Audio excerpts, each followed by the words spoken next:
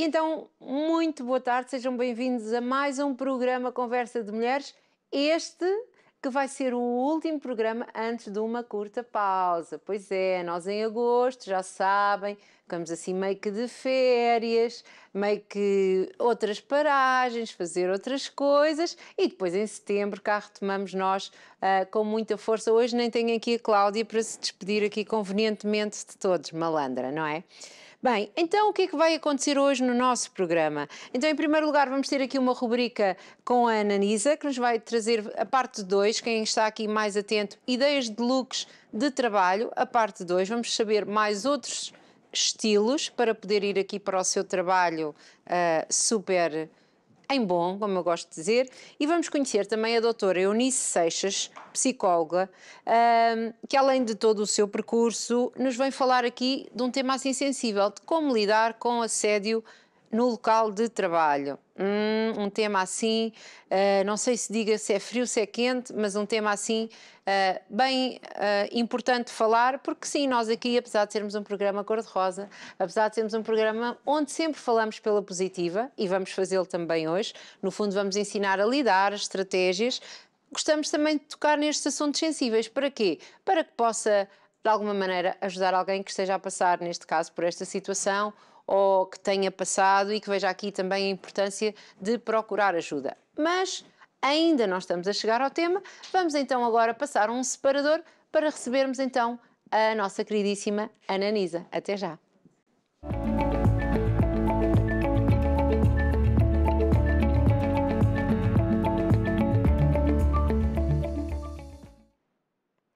Olá, muito boa tarde, seja bem-vindo a mais uma rúbrica, parte 2, em que eu vou falar sobre algumas sugestões de looks para trabalho. Dizer que sou consultora de imagem e como eu costumo dizer, eu trabalho sempre com os meus clientes no sentido de recomendar algumas ações, algumas pequenas mudanças, no sentido de inovar na sua imagem ou de ajustar alguma questão à sua imagem pessoal para atingir os seus objetivos. Todas as pessoas têm um encanto natural, é preciso às vezes ajudar as pessoas a descobri-lo, a redescobri-lo, a tomar consciência dele e a valorizá-lo. É muito importante também adequar o nosso gosto pessoal ao ambiente onde nós estamos, ao nosso contexto de trabalho, à empresa onde nós trabalhamos. Por isso também é importante entender o que é que a empresa onde nós trabalhamos quer enquanto imagem para os seus colaboradores. Também as empresas é importante perceberem que devem comunicar de uma forma muito transparente qual é a imagem que querem para os seus colaboradores e assim encontrar um equilíbrio entre o gosto pessoal de cada um e aquilo que é a imagem que a empresa quer para os seus colaboradores. Eu acredito que este equilíbrio é possível, mas é preciso haver aqui uma comunicação nas duas partes. Vestir é quase como uma segunda pele e por isso é tão importante as pessoas vestirem o que gostam, de modo a comunicarem aquilo que são, de modo a comunicarem aquilo quais são os seus valores, porque aquilo que nós vestimos, sendo uma segunda pele, vai transmitir toda uma história, tudo aquilo que nós somos em termos pessoais, em termos emocionais. Então, tudo isto é por um lado complexo, mas nós tentamos simplificar de modo a que as pessoas vistam e realmente aquilo que gostam. Então hoje vamos falar aqui de 4 estilos diferentes para looks de trabalho. Eu ia pedir, por favor, para passarem as imagens. Vamos começar aqui pelo primeiro. A primeira imagem é o estilo romântico, um mundo da cor, um mundo cor-de-rosa, um mundo dos folhos, um mundo das rendas, um mundo das bolinhas, este mundo tão feminino como é o estilo romântico. Depois, a seguir, na segunda imagem, vemos um look mais clássico, mas o clássico citadino. Portanto, o clássico traz aqui peças de roupa mais estruturadas, mas aqui no clássico citadino nós vamos ver também, para além desta estrutura, algum conforto. Tem mais conforto. Depois a terceira imagem é o estilo preppy. Este estilo é aquele estilo colegial, remonta aqui àqueles grupos do colégio que tinham uma farda, portanto também traz aqui alguma estrutura, traz aqui muito o ambiente do azul, do azul, também traz aqui alguma estrutura do clássico, mas é muito mais colegial. E por último, é o clássico muito straight, muito direito, é o clássico mais ao seu alto nível e que há muitas empresas que até vão muito, alguns ambientes muito para este estilo. Embora, como eu digo, todos os estilos são possíveis de enquadrar em contexto profissional. Então vamos começar por mostrar as primeiras imagens do estilo romântico. Aqui, como eu disse, o cor-de-rosa é o que predomina, o cor-de-rosa, os folhos, as rendas, as bolinhas. O primeiro look é um look com umas calças aqui com os laços, que combinam aqui com uma camisa com folhos, cor-de-rosa. A mala vai buscar ali também a cor que aparece num dos laços das calças. Portanto, há aqui uma harmonia em termos de cores e um sapato com um lacinho também à frente, fechado à frente e aberto atrás. O segundo look também aqui com uns brincos pérola, portanto muito delicado, muita delicadeza, uma camisa com um laço, combina com uma saia plissada, aqui muito ao estilo do romântico, dos sonhos, um sapato fechado aqui também num estilo muito romântico. O terceiro look, portanto, aqui o mundo das bolinhas, com os folhos, uma saia de folhos e uma sandália. E depois o quarto look, numas calças de borboletas, com um top com um folhinho. Aqui também uma sandália que tem um laço à frente e depois tem uns atilhos e aqui com uma mala muito delicada, muito romântica, a combinar neste look. Depois, a seguir, vamos ter aqui o clássico citadino. Como eu disse, portanto, é um clássico com alguma estrutura, mas que traz aqui muito conforto. No primeiro look vemos uma calça branca com uma camisa de riscas muito navy, que encerra aqui com um blazer vermelho, muito ao estilo navy, mas citadino, clássico citadino, porque fecha aqui com um casaco com alguma estrutura. Umas sabrinas fechadas, depois o segundo look tem uma calça preta com um top branco, depois também aqui com um blazer amarelo, que faz aqui a ligação com este lenço, para finalizar naqueles dias mais frescos, e uma sandália aberta preta. O terceiro look traz aqui uma saia fluida, uma saia branca, combina com um top preto e uma sandália preta e um blazer azul. Tem aqui também um fio, uma sugestão de um fio mais comprido, traz aqui alguma verticalidade a este look. Depois o quarto look, um vestido muito simples em linho, com um ligeiro atilho ali à frente, e que sugiro aqui umas sandálias azuis abertas, com um relógio, e temos aqui 4 looks a este estilo clássico citadino. Falando agora do preppy, que eu falava, aqui a questão das riscas, a questão do colegial. O primeiro look é um look de umas calças a direito, brancas, com um casaco, que ele pode ser usado assim fechado, com umas sabrinas. Também sugiro aqui uma mochila em tons camel e um relógio. O segundo look é um look também, umas calças a direito, cor camel, que vai buscar também aqui a cor da sandália e da mala, e com uma camisa que eu sugiro aqui por dentro, uma camisa azul, com risquinhas muito fininhas, brancas. O terceiro look é um vestido que pode perfeitamente adequado ao local de trabalho, e corta aqui as riscas do azul com uma mala e uns sapatos, umas sabrinas vermelhas com um lacinho, e que fica também muito bem. Depois, por último, aqui umas calças azuis escuras com uma camisa com colarinho e punho branco, e toda ela azul, e que combina aqui com uma mala muito estruturada, muito ao estilo preppy também, azul, com umas sandálias azuis. Depois a seguir passamos para o clássico straight, o mais clássico que existe, e é tudo muito mais estruturado, muito mais rígido, tem muito mais rigor. Portanto, o vestido, do primeiro look, a mala, os sapatos fechados. Portanto, aqui vemos sempre sapatos fechados no clássico straight, eventualmente com umas ligeiras aberturas, mas leva mais para os sapatos fechados, as malas muito estruturadas, portanto, todos os acessórios mais rigorosos, mais estruturados.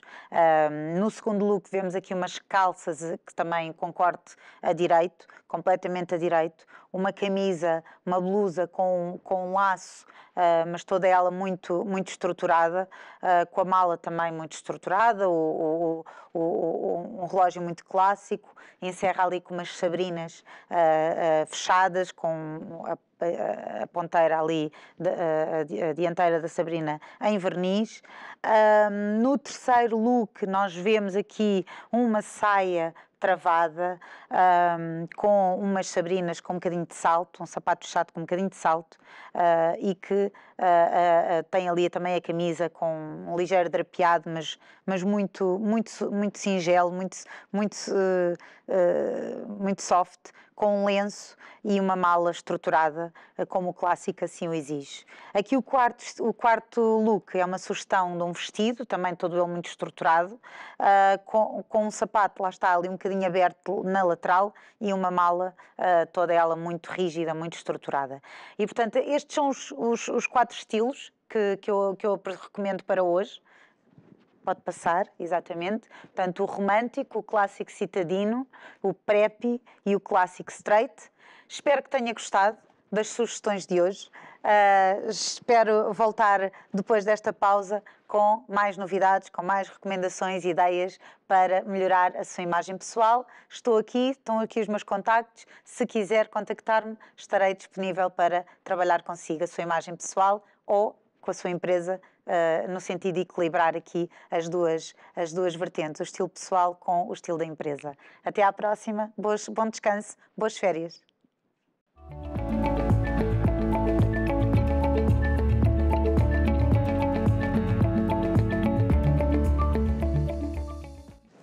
Eu gosto destas palavras. Bom descanso, boas férias. Podemos ficar já aqui? Não, ainda temos um programa para fazer e muitos assuntos para falarmos.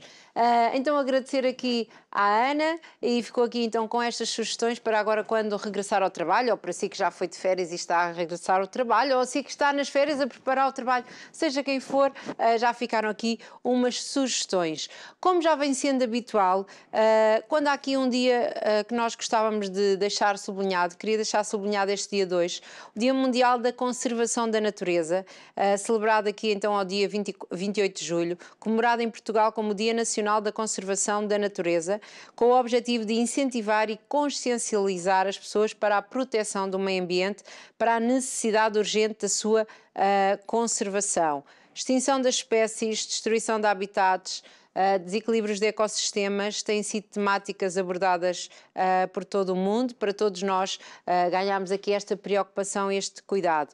Lembrar que Portugal, sim, este país maravilhoso à beira-mar plantado, possui, comparado com outros países europeus, uma grande diversidade de paisagens, património geológico e biodiversidade. Em Portugal temos bons exemplos de conservação da natureza, como os projetos de conservação dirigidos ao lince ibérico, águia imperial e ao saramugo, que são todas espécies endémicas. E se, como eu, não sabia o que é espécies endémicas, eu vou fazer de Wikipédia e dizer-lhe. Espécies endémicas são então aquelas que estão limitadas a uma área geográfica e não são encontradas noutra parte do mundo. Portanto, aqui o nosso lince ibérico, a nossa águia imperial e o nosso saramugo são aqui exemplos desta conservação da natureza que nós fazemos e que realmente estes animais não estão assim em qualquer sítio. Lembrar então as nossas redes sociais, Programa Conversa de Mulheres no Facebook, Programa Conversa.mulheres no Instagram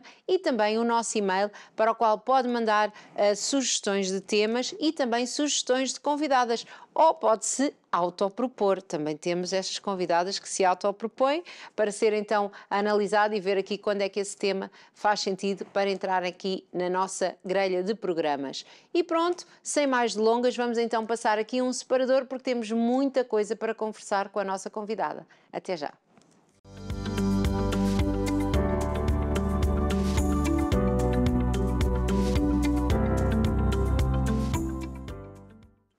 E então, como eu já referi, hoje temos connosco, a quem eu dou as boas-vindas, doutora Eunice Seixas, psicóloga clínica, formação especializada em psicoterapia, certificação como técnica de apoio à vítima, aqui é algo que é muito importante no contexto que hoje vamos falar, vasta experiência de trabalho tanto em consultório como em contextos educativos nas áreas de psicologia e ciências sociais.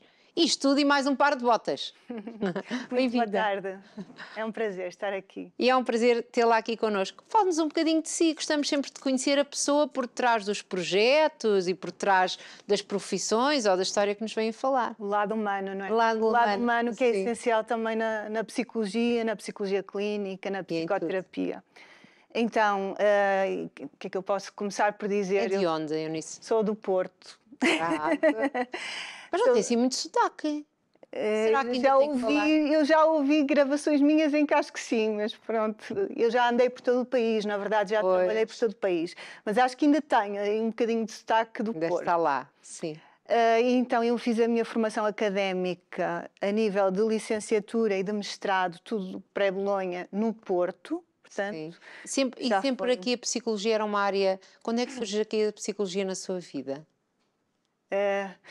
Para dizer a verdade, eu quando estava ainda no liceu, pensei em ser jornalista, pensei em ir para relações internacionais, pensei em ser advogada e também pensei em ser psicóloga. Pronto, acho que são todas estas profissões têm a ver com as relações humanas. Sim, e é isto que me motiva, de facto. Sim. Portanto, eu fiz humanidades no liceu. E sempre, pronto, fui boa a escrever, era boa a escrever, gostava de ler e gosto do lado das relações humanas. Sempre me puxou um bocadinho essa área. Aliás, eu não percebo hoje em dia, um comentário aqui, como é que algumas escolas de psicologia, para entrar na licenciatura de psicologia, requerem que a pessoa venha de científico-naturais. Para mim não me faz sentido nenhum, porque um profissional de psicologia é um profissional de relações humanas. Pronto, não é um técnico, é um profissional de relações humanas. Portanto, esse lado das relações humanas, embora eu tenha muitos interesses, e talvez por isso também se explique o facto de eu ter andado por várias áreas dentro da psicologia, e depois, eventualmente, até me ter doutorado em Sociologia, ter trabalhado também... Sociologia, eu doutorei em Sociologia. É que é aquela coisa que, se a gente perguntar bem o que é Sociologia, um bocadinho, é tudo. É tudo, sim. Eu fiz um programa de doutoramento cuja especialização também ainda era... pós-colonialismos e cidadania global, tinha muito a ver com os direitos humanos, com as relações também entre o Sul e o Norte globais, um bocadinho as relações internacionais aí também. Portanto, gostou sempre da psicologia, quando depois entrou aqui nesta área? Gostei. Percebeu que isto realmente engloba aqui tudo o que eu gosto, o que eu quero fazer? É verdade, eu acho que engloba. Acho que se calhar hoje em dia se peca um bocadinho por uma especialização demasiada da psicologia, porque antigamente o curso de psicologia era mais global. Tinha mais de antropologia, de filosofia, era tudo misturado. Sim. E agora cada vez se tende mais a especializar. Portanto, eu fiz 5 anos, era pré-Bolonha, a licenciatura eram 5 anos, com estágio já, que eu fiz no Hospital de Santo António, no Serviço de Neurofisiologia, e era Psicologia e Saúde. Mas depois havia outras especializações que algumas eram bastante semelhantes, consulta psicológica, havia outras. E depois também acabei, depois trabalhei, depois de me licenciar, trabalhei, por acaso, trabalhei na investigação, trabalhei em escolas, liceus e escolas EB23, acabei por fazer trabalhava com as crianças, não era? Aí já eram adolescentes, na altura, sim, já eram mais adolescentes, com as crianças, com os pais, com os próprios professores, em termos de consultoria, às vezes, sim. E aí ganha-se muito... não sei bem o que dizer, quilómetros. Se fosse uma cantora que vai cantar e dizer ganha muitos quilómetros na estrada, não é bem isso, mas ganha-se aqui muitas vivências diferentes, não é? Eu acho que vai sempre ganhando. Eu trabalhei de norte a sul do país e isso dá também uma vivência diferente. Exatamente, e ganha diferentes contextos. É isso que eu estava a dizer. Exatamente. Eu em escolas trabalhei em Gondomar, que era onde eu vivia na altura, Sim. pertinho ali do Porto, mas também cheguei a trabalhar em Torre Dona Chama, pertence a Mirandela. Mirandela, ok. Trás-os-Montes. Sim, Trás-os-Montes, sim. Mirandela eu sei. Esse nome é que não sabia. Portanto, são contextos diferentes. Por acaso, até posso dizer que eu era a primeira psicóloga em ambos os contextos. Nunca tinha havido uma psicóloga da escola. Pois. O que é triste, não é? Pois, triste. sim, porque... e, portanto, ainda havia, de certo modo, havia ali uma semelhança por causa desta questão, porque ainda havia algum estigma, sobretudo no ainda há hoje, imagino, se calhar quando já foi há algum tempo. Já foi fez isto, não é? Nos anos 90, princípios de 2000, finais dos anos 90, princípio 2000, exatamente. E tem aqui também, foi-se especializando, não é? Este trabalho todo, tem aqui esta especialização em psicoterapia e também certificação como técnica de apoio à vítima. Isto surge em algum contexto específico? Foi naquela tal ideia de eu estou aqui para ter relações com as pessoas, para ajudar as pessoas e preciso de me especializar nestas áreas?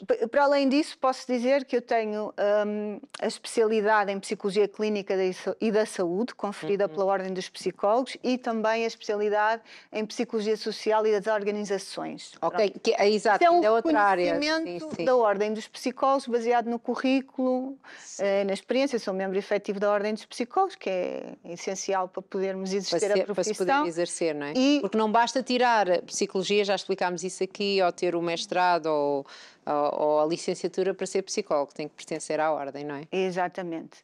Pronto, eu tenho essa dupla especialidade, para o que vamos falar hoje é importante sobretudo a especialidade clínica e saúde, e eu fui sempre fazendo formação. Eu acho que isto é essencial, e estamos sempre a aprender, às vezes surge uma questão nova, um cliente com uma questão que nunca tínhamos trabalhado e é preciso irmos conhecer um bocadinho mais, não só sobre a questão em si, mas até sobre o contexto social. Por exemplo, se trabalharmos com grupos minoritários, saber que algumas populações hoje em dia são discriminadas, por exemplo, questões de género, questões de orientação sexual. É preciso entendermos também um bocadinho do contexto social em que vivemos, e por isso é que eu estava a dizer há bocado que eu acho que é pena que a psicologia seja tão especializada, porque para sabermos também, para entendermos a pessoa na relação com o seu contexto, tem que ser um bocadinho mais geral. Temos que olhar saber um bocadinho mais de psicologia, de fora, e sobretudo para além da psicologia clínica, temos que saber um bocadinho, se calhar, de sociologia, de antropologia, de filosofia, temos que saber um bocadinho de tudo.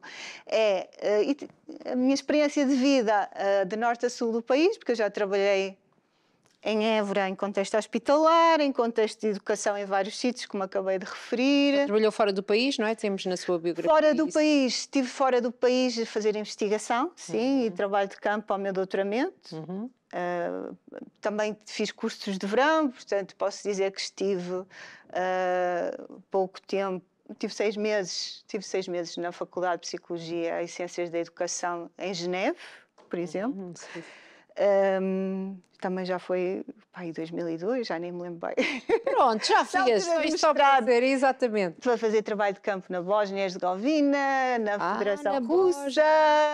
Depois fiz alguns... Agora era um grande desafio na Federação Russa. Agora já não. Agora já não era boa altura. Sim, já não há boa altura. Mas na altura eu estava a trabalhar sobre organizações de direitos humanos também. Muita gente que era contestatária do regime de Putin, do Kremlin, pronto. E que ainda existe hoje, provavelmente. Muita gente, lá, mas caladinhos. Cada vez mais caladinhos. Cada vez mais caladinhos. Também trabalhou em contextos mais sensíveis, como aconselhamento VIH, exatamente, HIV, pessoas que consomem substâncias psicoativas, sim, trabalhei. Como é que surgiu esse trabalho? Foi surgindo. Infelizmente, os trabalhos em psicologia são muito precários e continuam a ser. Isto também é uma pena. Os trabalhos, Pois. o meu trabalho como psicóloga escolar era precário, recibos verdes, trabalho com... A sério, não fazia ideia. É, e continua a ser, contratam pessoas Não fazia ideia que até ao era verão, até ao verão Sim, e depois... pois. Ou seja, não há subsídio de desemprego, não há... Sim, claro, se é recibos verdes, não tem aqui uma série de regalias ou de o pagamento de direitos. férias e depois voltam a contratar, Sim, chega sim, sim. setembro, quer dizer, isto não evoluiu muito, infelizmente. Eu trabalhei nesse regime também numa instituição lá para o Minho, com pessoas que consomem substâncias psicoativas. Foi um trabalho de curta duração, mas foi interessante também. Permitiu dar-lhe aqui mais um bocadinho de experiência de campo, essa tal globalidade que gosta de ter para tratar os seus pacientes. Porque eu realmente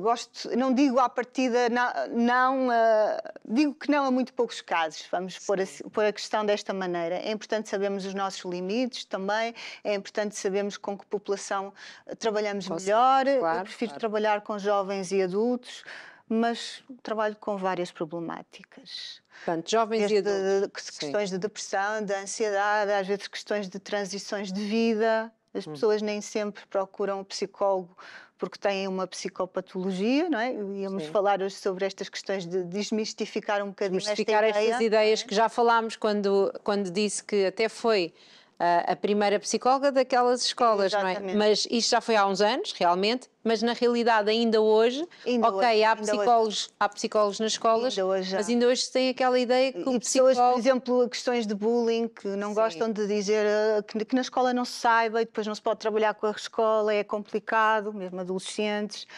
Questões de assédio no trabalho também, há uma questão de tabu, de vergonha, de culpa, também da autoestima que fica afetada, mas também de medo de repercussões no próprio local de trabalho. Portanto, muitas vezes as pessoas não dizem, calam-se. Sim, e é bom que procurem ajuda, porque muitas também não procuram. Exato. Então, o que é que faz hoje em dia? Qual é aqui o seu foco dos serviços que tem? Então, eu hoje trabalho com jovens, no meu consultório, trabalho com jovens e adultos com várias problemáticas. Pronto, portanto, estas que já falámos, burnout, exatamente, lutos, transições de vida, há pessoas que estão a passar uma fase, por exemplo, aos 50 anos, e estão um bocadinho... aos 50 anos. Que é também a minha fase de vida. Sim. E que às vezes estão a fazer um repensar da história de vida. E sentem, às vezes, não é algo definido, não é uma problemática, não é uma psicopatologia. Sentem que há alguma coisa ali que tem que mudar. Às vezes pode ser só isso, querem maior autoconhecimento. Estão a passar por períodos difíceis por causa de também mudança de emprego, divórcio, porque os filhos saem de casa. Por muitas questões, às vezes não são questões, lá está, como estava a dizer, não são doenças ou não são patologias, ou nem são, como é o luto, não é? Que aí há uma perda significativa, não é? Mas a pessoa só mudou. E precisa aqui um bocadinho de acompanhamento. Às vezes a pessoa sente-se perdida e não sabe muito bem ainda porquê, e é um bocadinho tentar encontrar essa razão. Há ali alguma coisa que não está muito bem. Muitas vezes isto não está bem definido à partida. Então, ajudando aqui a desmistificar, só se vai ao psicólogo quando se está mesmo muito mal? Não, convém ir um bocadinho antes. Quando já está muito mal, se calhar já não vai ajudar assim tanto. É, porque nós também trabalhamos na prevenção. Antes que se torne pior, não é? Para ser mais fácil de gerir, convém ir. Quando se vai, por exemplo, já se tem uma depressão, ou já se tem crises de ansiedade há 10 anos, é mais complicado depois de trabalhar. Não quer dizer que seja impossível, mas é mais complicado. Porque aquilo quase já faz parte da pessoa, não é?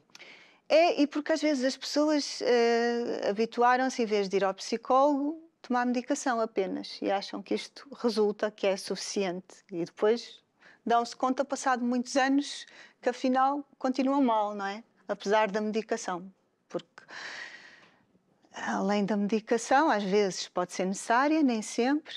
É preciso trabalhar estas questões, entender o motivo do sofrimento também há essa resistência, às vezes é preciso falar das coisas que doem, não é? E nem sempre as pessoas estão aptas a isso, não é? Eu gosto de um exemplo que é sobre as feridas. Eu lembro quando eu era pequenina e caía, não é? Como milhares dos outros miúdos, não é? Como eu, andaram na rua a brincar de bicicleta, e quando eu tinha uma ferida eu tentava esconder porque eu detestava que me viessem pôr água oxigenada e limpar, Pois. não é? Porque aquilo já tinha doído e agora vão ali limpar aquilo, mas a realidade é que houve uma vez que consegui esconder isso da minha mãe e não limpei e fiquei aqui num cotovelo, criou depois uma bolinha, porque ficou lá um bocadinho de terra.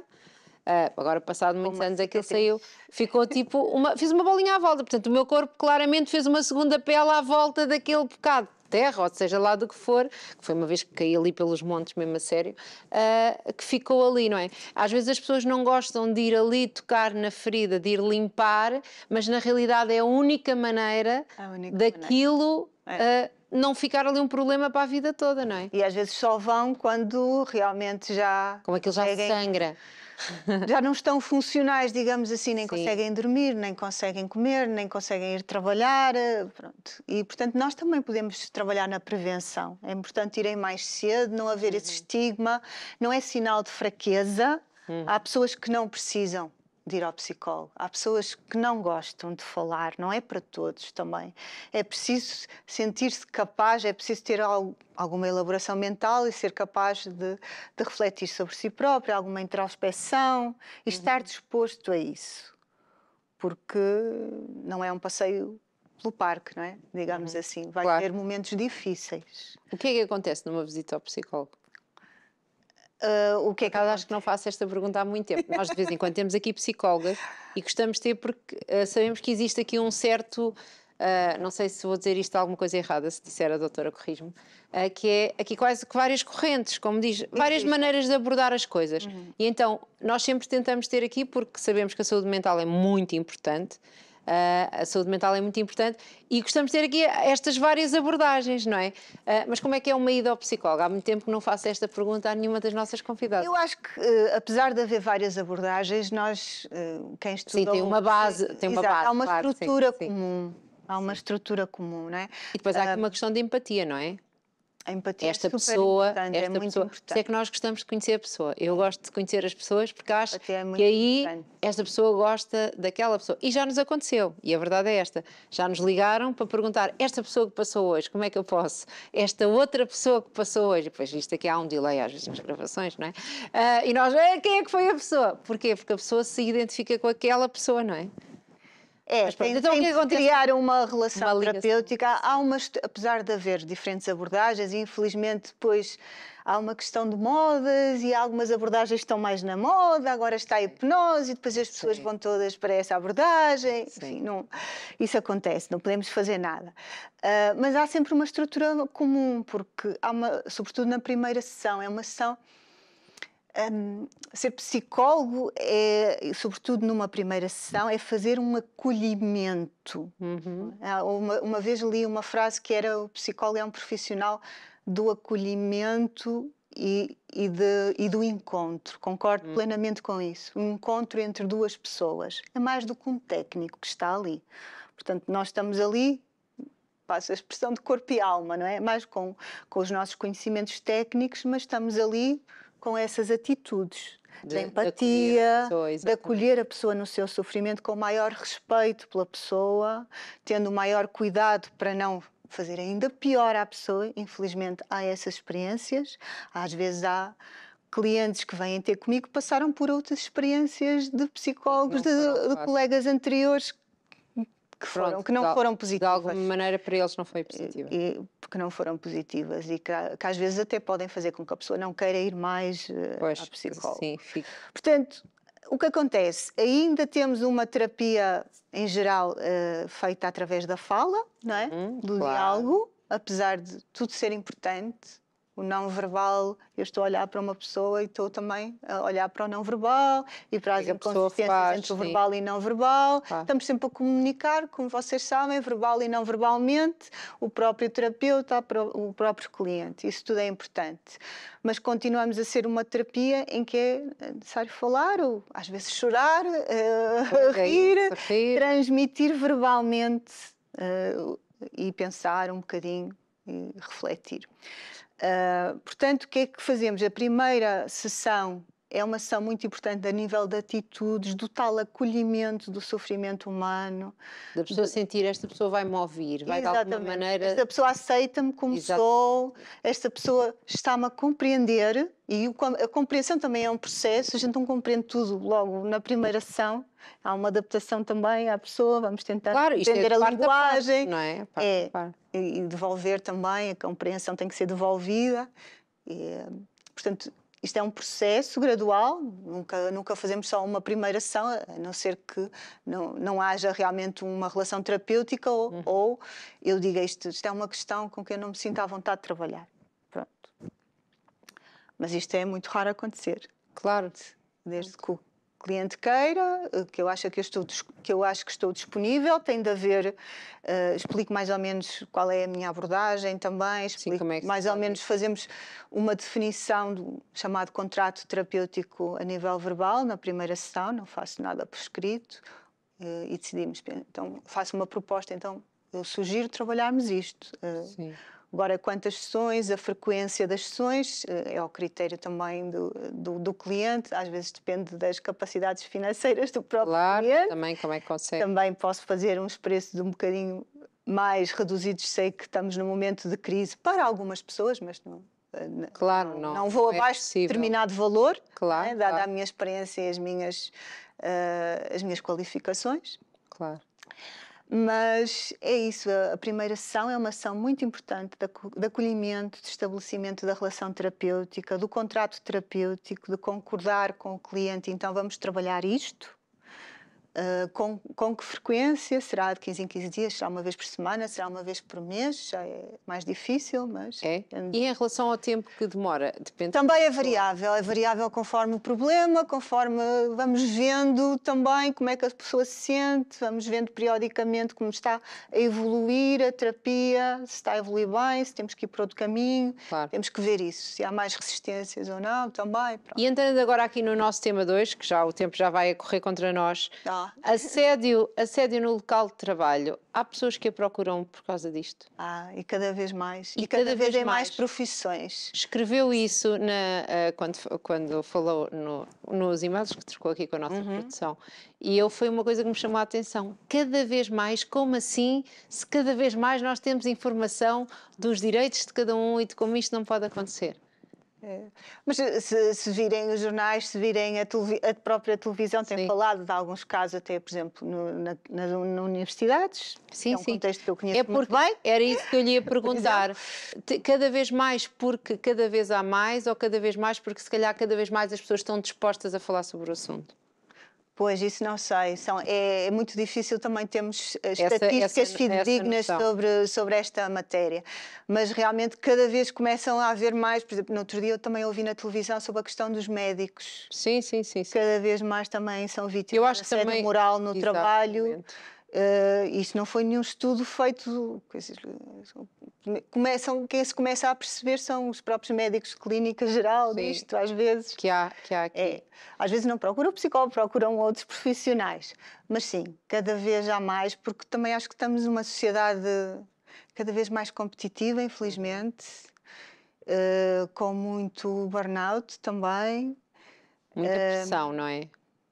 Muita pressão para o desempenho, às vezes com trabalhos precários, com muitas horas de trabalho. E também temos às vezes chefias que não são as melhores, as mais sensíveis, temos muitas vezes gente que sobe para posições de chefia, não tem qualidades humanas que deveria. Exatamente, para ser um líder, não é? Para porque muitas vezes o assédio é vertical, assédio moral, por exemplo, vem das chefias. Outras vezes é horizontal, vem de colegas, dada a competição também, por os poucos lugares que há, mas muitas vezes é vertical. De que maneira, porque não vou aqui, não é advogada para nos explicar o assédio moral e o sexual e isso tudo, mas queremos queremos perceber isto do ponto de vista emocional, não é? Sim, porque claro. É isso que nos vem falar. O que é que estas pessoas vão falar sobre isso, mas o que é que são as marcas ou os sintomas de que isto está a ser assédio, não é? Porque, por exemplo, alguém pode me tratar mal e eu, como há bocado dizia, isto não estou nem aí, não é? Falem, e para a outra pessoa a mesma coisa pode tocar-lhe lá fundo, não é? Sim, mas normalmente isto, assédio moral, assédio sexual são comportamentos intencionais, por exemplo, exatamente, e são repetitivos, aliás, ao longo do tempo, como o bullying, que não é só uma vez, sim. Podemos deixar a nota que para ser considerado assédio tem que ser repetitivo. Como Portanto, o bullying, sim. Pode até ter havido uma coisa muito grave, mas se foi uma vez já é considerado crime, se for uma coisa muito grave, mas para ser assédio tem que ser uma coisa repetitiva. Assédio moral é contraordenação, não é crime. Pronto. Portanto, realmente tem que ser repetitivo. O facto de ser repetitivo também deixa marcas. E isto é repetitivo porquê? Porque é feito intencionalmente. Às vezes até quando é feito por parte da chefia, para tentar ou para disciplinar, ou para que a própria pessoa se despeça, por exemplo, pode ter este intuito. E é uma forma de violência psicológica. Que deixa marcas. São comportamentos que deixam marcas porque são comportamentos que visam humilhar a própria pessoa. Por exemplo, críticas constantes à sua performance, tornar mais difícil a sua performance, o seu desempenho, ou quase impossível, dando tarefas muito umas em cima das outras, por exemplo, ou retirando material indispensável ao desempenho para a do pessoa trabalho. conseguir fazer, não é? E críticas em frente a outros colegas, ou permanentemente vigilância, controle. Pode ter muitos comportamentos, mas isto deixa marcas, relativamente a nível da ansiedade, é muito forte. A pessoa começa a estar a esperar, a compreender, quase um desânimo aprendido, que tudo o que fizer não vai estar bem. Qualquer coisa que faça, por mais que se esforce, nunca vai estar bem e não vai. Porque a intenção é mesmo... A intenção é mesmo mostrar que mesmo essa, é humilhar. Claro, sim. E comportamentos degradantes. E, portanto, a nível da autoestima, há uma baixa de autoestima, uma forte ansiedade. Isto depois cria problemas até a nível de sono. Outros problemas psicossomáticos podem surgir, dores de cabeça, problemas de pele, e essas pessoas ficam com dificuldades etc. em relacionar-se com os outros também, ou não? Podem não ficar. Aliás, o ideal, uma das melhores maneiras de lidar com o assédio em contexto de trabalho é partilhar. Não só procurando ajuda de um profissional, de um médico, de um psicólogo, de um psiquiatra, mas criar uma rede de apoio dentro do contexto de trabalho. Porque provavelmente não foram a única pessoa a ser vítima de assédio. Provavelmente o perpetrador já fez isto com outras pessoas. Normalmente, sim, são escolhidas as mais frágeis, menos assertivas, também com uma ligação a nível de trabalho mais precária, porque podem ser facilmente mandados embora. E a pessoa também, porque precisa do trabalho, mantém-se lá, não é? Pode-se manter ou não. Isso ou vai-se tentando manter, não é? Isso também é uma questão que deve ser pensada. As formas de lidar com o assédio, uma delas, como eu já disse, é procurar ajuda. Procurar ajuda quando já começam a aparecer estes sintomas de ansiedade, até de depressão, de problemas psicossomáticos. Convém procurar ajuda médica, psicológica. Outra é partilhar com colegas, outra é fazer queixa formal. Às autoridades para as condições de trabalho, a ACT, há outra instituição que é a CIT, Comissão para a Igualdade no Trabalho do Emprego. Também trabalha muito sobre questões de género e, portanto, também se podem fazer queixas a essa entidade. Aos próprios Pode ser à chefia se o perpetrador não for ou a perpetradora não for a chefia. Claro. Se for um colega, pode ser aos recursos humanos da própria instituição, mas muitas vezes há alguma resistência em fazer queixa dentro da instituição, porque as instituições tendem a fechar os olhos. Tendem a proteger as chefias, às vezes são pessoas importantes, com cargos importantes, e quem sofre assédio é o elo mais frágil, digamos assim, com um emprego precário, por vezes isto acontece. Portanto, muitas vezes pensam que a queixa não vai dar em nada e não fazem. Sim. Outra questão importante, se levarem isto a tribunal, é preciso recolher provas. Portanto, escreverem, guardarem e-mails, guardarem toda a documentação possível, testemunhas, é quase essencial para este. Mas e é fácil, é muito difícil, não é muito difícil. Portanto, o que eu ia dizer, pode estar, se a pessoa se sentir muito mal, isto é contínuo, uma pessoa vai trabalhar todos os dias e todos os dias sofre assédio moral ou sexual. Pois, e eu ia-lhe agora perguntar aqui... Isto é traumático, pronto. Portanto, pode estar uma das opções que pode estar em cima da mesa, pode ser a da própria pessoa deixar o trabalho, porque entre a sua vida, a saúde mental e um trabalho... É só um trabalho. Mas às vezes as pessoas, há filhos, não é? Às vezes não é possível.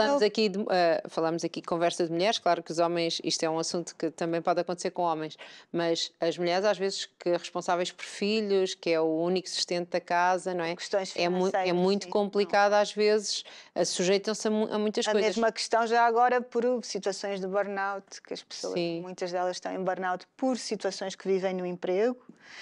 Excesso de trabalho, não é? Excesso de trabalho e o mau ambiente no emprego também. Às vezes é um trabalho que não é valorizado, nem a nível financeiro, nem a outros níveis. Não é reconhecido o mérito dessa pessoa e que ela faz um bom trabalho. Às vezes as pessoas estão num trabalho que não gostam sequer. E é muito porque o burnout vem um bocadinho daí, não é? Da pessoa não se sentir bem naquele lugar e não sentir que está a receber dali alguma coisa. Porque às vezes nós ouvimos aqui, temos muitas mulheres empresárias que passam aqui por essa mesma cadeira, não é? E que falam dos seus projetos e que nos contam que trabalhavam imenso, mas que como estavam a fazer o que gostam agora, não é? Pessoas que têm projetos, que abriram negócios, aquilo já não é ok, sim, claro que as cansa, claro que lhes tira o tempo, mas aquilo já não entra no nível de não tem retorno. Por isso que eu falei no burnout, estávamos a falar do assédio moral e no assédio sexual no contexto de trabalho. E agora o burnout pode não estar ligado a contexto de trabalho, não é? Mas se falarmos em burnout em contexto de trabalho, mais uma vez, há aqui que responsabilizar um bocadinho as organizações. Há que criar planos dentro das organizações, e aqui fala já mais a psicóloga. Já falta a psicóloga, a outra conhece o ambiente de muitas organizações porque passou, e é preciso de alguma maneira com os pares, por isso que é preciso que haja partilhar dentro com os colegas, que haja uma rede de apoio e de própria pressão, não é? Fazer advocacia, porque as regras mudem, porque haja maior possibilidade de prevenção destas situações a nível dos contextos de trabalho. Porque quando acontece já é muito difícil, depois temos que lidar com os problemas que já existem. As organizações também deviam reparação de danos, não é? Deviam ter este cuidado, não é? Devíamos, a nível das organizações, devia haver realmente maior preocupação com que estas questões do assédio não acontecessem. Que trabalho é que é feito com as pessoas que são vítimas de assédio ou que sofreram de assédio? Depende da pessoa? Depende sempre da pessoa, não é? Claro, pronto, sim, claro, mas há aqui alguma coisa em geral que é preciso fazer com quem foi vítima de assédio, seja moral ou sexual, ou não sei se é muito diferente? É preciso perceber o impacto que aquela situação teve naquela pessoa. Pronto. Em geral sabemos que tem impacto a nível da autoestima, Para a da pessoa procurar ansiedade. ajuda é porque está a ter Sim, impacto, não é? mas Já os deu esse impactos passo. são diferentes, não é? Sim. Consoante a história de vida daquela pessoa, a personalidade daquela pessoa, as estratégias de coping com essa situação que a própria pessoa... Estratégias de desculpa. As estratégias de coping é um termo da psicologia da saúde. São estratégias para lidar com eventos Eu faço sempre perguntas, quando eu não entendo, Claro. pergunto. Portanto, provavelmente aquela pessoa já utilizou algumas estratégias para lidar com estas questões. Sim. E há estratégias melhores e outras estratégias que não são tão funcionais. São dadas estratégias também? Não são dadas, são nós Encontradas construímos com a exato. pessoa, eu construo com a pessoa, cada pessoa tem as estratégias, já utilizou em si, cada um já tem recursos Tem pessoais, a sua maneira, não é? As suas ferramentas. A sua maneira, exatamente. Posso ter algum momento mais educativo para sugerir outras maneiras e dizer, se calhar esta não é uma boa maneira. Isso também é uma coisa importante que os psicólogos têm a fazer, é alertar quando percebemos que alguma estratégia que o indivíduo está a usar, por exemplo, estratégia muito comum até dos adolescentes de lidar com toda uma série de problemas, fechar-se no computador, redes sociais. Pronto. Isto pode ser muito fugir do problema, pode piorar o problema, pode ser muito mau para adolescentes, para adultos também, cada vez mais, com a inteligência artificial, também ChatGPT, cada vez mais isso. Às vezes fecham-se mais, portanto, em vez de um contacto humano, têm este contacto tecnológico, às vezes nem é humano, às vezes é com uma máquina. Ou então não sabemos quem está do outro lado. Isso pode não ser uma estratégia eficaz, saudável. Às vezes tem que ter um papel também educativo de dizer acho que isso lhe faz mal. Ou então dizer, valorizar o que a pessoa já está a fazer bem. Exato. Acho que o que está a fazer, por exemplo, ir caminhar ao ar livre, na natureza, ir fazer desporto, é uma coisa que sabemos que faz bem à ansiedade em geral e à depressão. Sim, claro. Agora é preciso fazer alguma coisa que aquela pessoa goste, tem que ser, não pode ser obrigada, também não se pode tornar uma obsessão por ter um corpo perfeito e por caminhar não sei quantos quilómetros por dia, tem que ser alguma coisa que lhe dê prazer. O que dá prazer a uma pessoa não dá a outra, não é? Uma pessoa gosta... eu caminhar, só se for a ver montes ou na praia. Não, caminhar não é a minha cena. Mas... Portanto, varia, mas vamos ter que trabalhar um bocadinho estas questões das estratégias, as melhores estratégias para lidar com este problema e que não está sozinha, compreender um bocadinho isto. Normalmente uma das estratégias eficazes para lidar com estas questões passa com fazer uma queixa formal, partilhar com amigos, para além de partilhar com o psicólogo, com o médico, com o psiquiatra, por exemplo, mas há outras estratégias. O que é que estamos mesmo a terminar? O que é que temos a dizer às pessoas? Já estamos a ver, isto passa no instante. Conversar é uma maravilha. O que é que temos que dizer às pessoas que não pode faltar? Já, como é que a podem contactar? Estamos mesmo a terminar, até eu já estava aqui no tempo. Pronto. Como é que a podem contactar, doutora Eunice? Tenho a minha página de Facebook, procurem doutora Eunice Seixas, psicóloga clínica, tenho consultório em Setúbal, também dou consultas... Online? Não, dou consultas fisicamente em Setúbal, também dou online, também dou em inglês, falo fluentemente inglês. Muito bem. Portanto, estou disponível também para pessoas estrangeiras, expatriados, etc. Sim. Podem contatar-me, na minha página tenho os contactos, meus contactos pessoais, mas também o meu e-mail é euniceseixas@gmail.com. Portanto, é fácil. Na minha página também tenho o meu número de telefone, também dou consultas na Associação de Socorros Mútuos Setubalense. Também podem contatar a associação, sou a única psicóloga a dar consultas externas neste momento, portanto também podem procurar lá. Doutora Eunice, foi um prazer. Muito obrigada por ter vindo falar connosco deste tema difícil.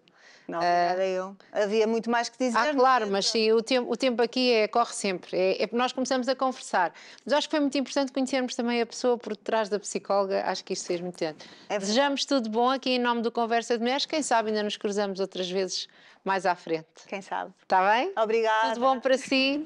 E nós vamos de pausa, meus amigos.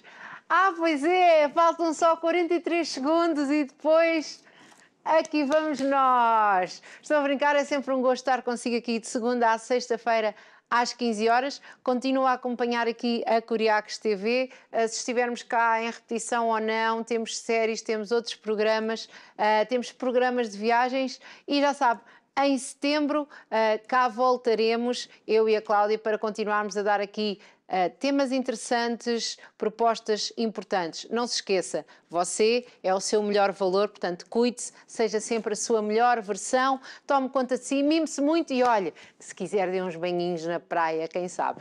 Um beijinho, até sempre.